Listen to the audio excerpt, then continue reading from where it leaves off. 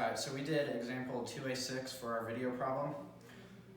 We were given a wheel that is rolling on the ground being pulled by cable A.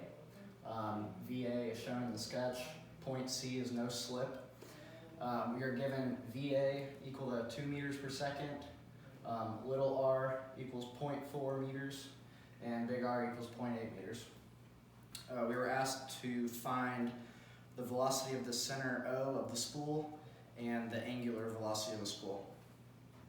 So to do this, we used our velocity equation from chapter 2.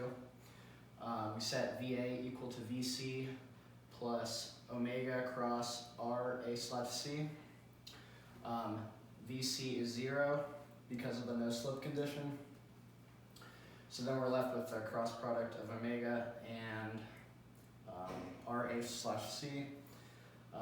Once we do that, we get VA is equal to omega R in the I-hat direction. And then we can plug in our VA, which is 2 meters per second, and set it equal to the right side. And we get omega equals -5 k-hat radians per second. And it's negative because the wheel is rotating clockwise. And then Shui will show you the second part.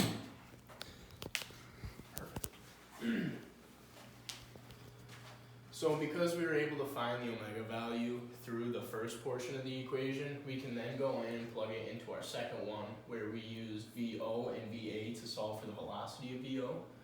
So with that, we then break it down throughout the same steps to where we use the omega k cross the R O/A. And then once we break it down into those, we then would go to here to figure out what our actual direction is that we're looking for the second portion right here.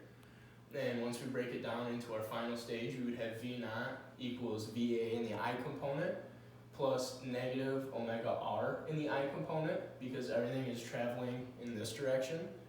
So then we would then go down and use, or substitute in our numbers for the given values in which we have, which will then give us our final V naught condition, which would be 4 meters per second in the other direction. Nice.